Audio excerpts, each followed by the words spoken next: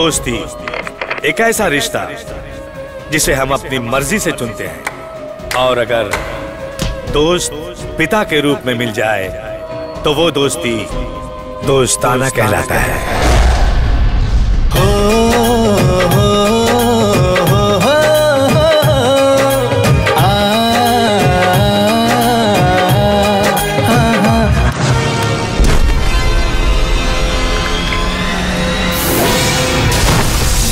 मतलब तो ही मार ले सबके।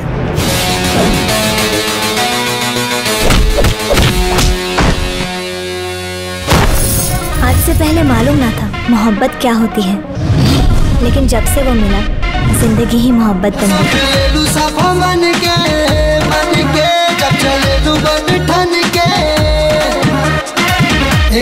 सुनर सुनर फेस ऊपर से बाबा लाउज मैगलेस।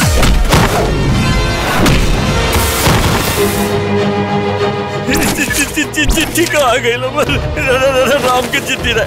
हमको बताई राव घर कहाँ बा? भुलौनी का आज ले हम अपना आपके कबो भुलौने के दे।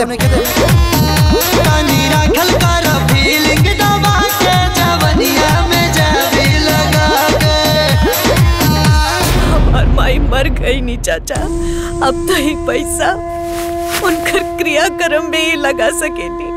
हे दोस्त निकाला रे, एक भी किडनी गुर्दा सब निकाला। फोटो देखा कहीं देख लिया वका रवा रिपोर्ट लिखी और हमारा बाबूजी के ढूंढने में हमारी मदद करी।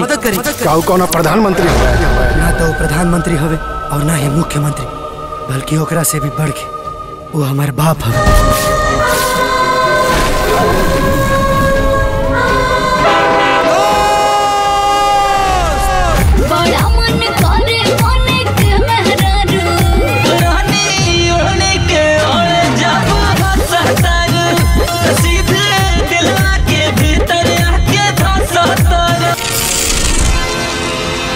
हमरा धंधा के एक उसूल है, जो हमरा बारे में जान गई वो जान से गई। चढ़ैया टाट पुल के नीचे एक बुजुर्ग की लाश मिली है।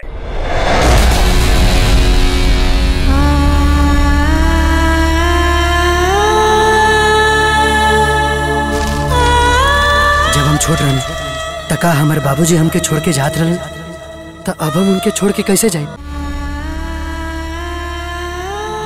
जब ले हाथों में हाथ रही पिता आकरा साथ रही।